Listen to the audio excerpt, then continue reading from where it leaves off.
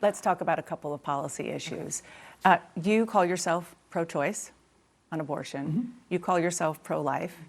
Was that an issue that gave you pause at all, your difference on that before endorsing? No, I have to tell you, I think when it comes to the abortion issue, no one has answered the question as well as Nikki Haley. I mean, unquestionably. In fact, it's one of the #1 positives I hear from both pro-choice and pro-life people, that she's exactly where it needs to be. She's pro-life, and that's great. But at the end of the day, this is going to be a state's issue, as the court has said. That's the way it's going to play out.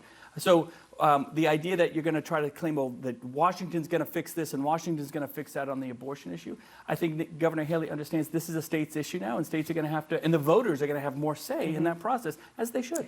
I want to talk to you a little bit about what is happening in Texas with a 31-year-old. Her name is Kate Cox. She's a mother of 2. She's pregnant. She's told that her fetus has a fatal issue, a congenital issue, and if she carried the baby to term, the baby would likely die, and she might not be able to have children in the future, and it would be a potential health risk.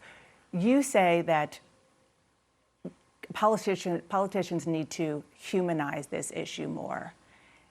If you were governor of the state of Texas, or if this was happening on your watch, how would you make it more human to let Kate Cox deal with this? Because she had to leave the state. I don't know the exact details of the Texas law, but what I do know is, one, my heart breaks for her. As someone who struggled to have children, my heart absolutely breaks for her. But this is what I'm talking about. When I say we need to have compassion, this is exactly what I'm talking about. When you look at someone's experience, we should never want to see someone with a rare condition who has to deliver a baby any more than we should want to see a mom have an abortion at 37, 38, 39 weeks. So how do you turn that compassion you talk about, humanizing, into policy?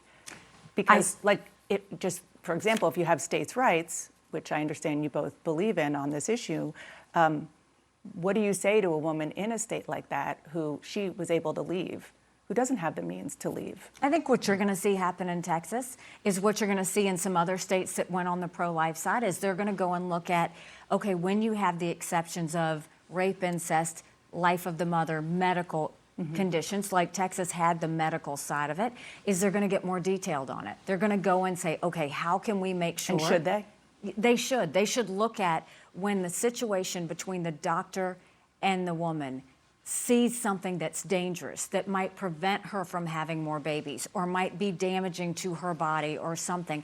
I think you're going to see the medical board make a decision on where is that line. I think you're going to see that play out. Look, when you do something in a state, it's never perfect right off the bat. You learn how to tweak it. And I think all of these states need to tweak it in a way that our #1 goal is, how do you save as many babies as possible and support as many moms as possible?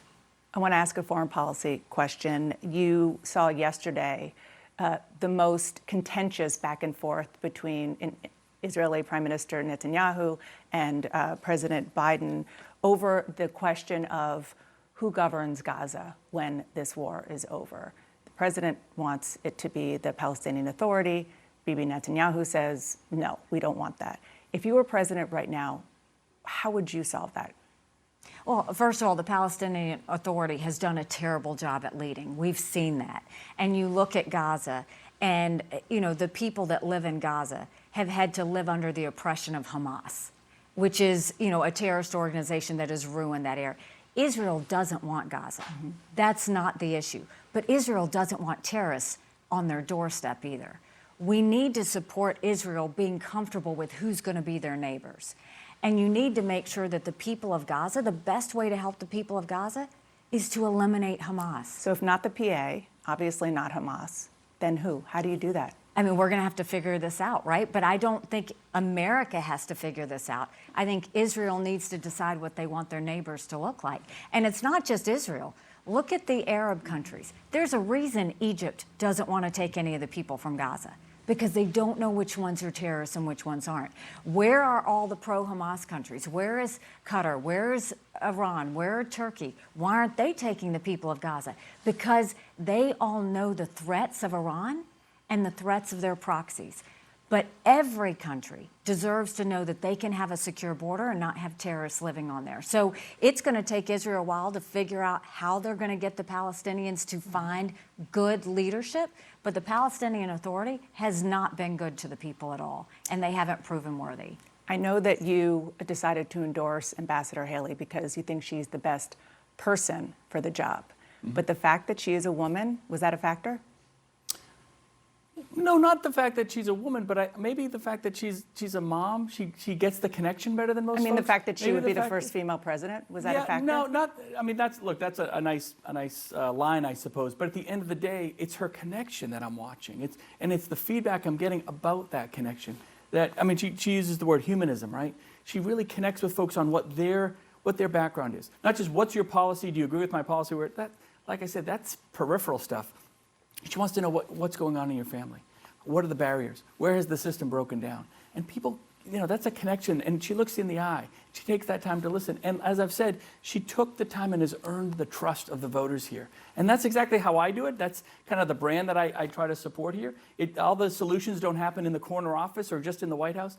The opportunity for those solutions happen by spending time with people. So I don't know, maybe the fact that she's a wife and a mom and she's connected and she's, has this amazing background just allows that connection to be a little more solid than maybe with some of the other candidates. But it's there and it's real and it's palpable, which is why her numbers, even before my endorsement, her numbers are skyrocketing here. You know he's going to be out of a job in a year, right? I do. I mean, you guys are both Gen Xers. You seem to have good chemistry. You don't want him to... I don't want a job, thank you, though. You didn't even let me finish my I'm sentence. not You even knew? allowed to get there. No, of No? course, no. I want to be Would you want, helpful if he wanted to do it, would you consider him as a I running think he mate? could be great at anything. He's proven that. Honestly, he is, he's been great for the state of New Hampshire. I mean, they're better off. He didn't do it by raising taxes. He didn't do it by taking away any of their freedoms. He didn't do it by having government mandates come down. He did it by just allowing economic freedom to grow and listening to the people. And look, And he likes is Motley Crue. And he likes Motley Crue and Guns N' Roses at that. So, I mean, look, I think at the end of the day, do I want a younger generation leading in Washington? Absolutely. Because the next 8 years are going to be tough. We need energy. We need people who are at the top of their game. We need people who are results driven. And we need fighters. More than anything, we need fighters for the American people, not fighters for government. That's the difference. So yes, if he wanted to be involved in service, I would love to have him in some capacity. Look, I just got to say, it's a full package of a candidate with the background, with the connectivity, I think the ideals and the principles that Republicans and a lot of the independents, even in the state, really want to see. And that momentum, that opportunity to kind of show a big win here and really it really would press the reset button on the entire election when Nikki wins here. And then all bets are off. Then it's a one-on-one race. Trump's on his heels. Then here comes Super Tuesday. And next thing you know, political momentum's a real thing. I mean, we've both experienced it. You were told you couldn't win. No one knew you. Multiple times. She's always been told she can't win. She's always been told it's an impossible feat. Forget it. That's why this is such a perfect, not just a story, but a perfect venue for Nikki to really make her drive to the White House. If he started singing Joan Jett, then you would have So to. I'm you would just have the to story. pick him. Did I tell you? So I'm walking out last night, and I'm coming out to "Welcome to the Jungle" by Guns N' Roses. And just as I'm about to go out on stage to introduce Nikki and then give her my endorsement, I hear, "Oh yeah, they were playing this right. They opened right before Motley Crue at my first concert." And I went, "I knew I made the right decision right there. I knew I had made the right decision." Thank you, Ambassador Thanks so Governor. much. Thank you so much. Thank you.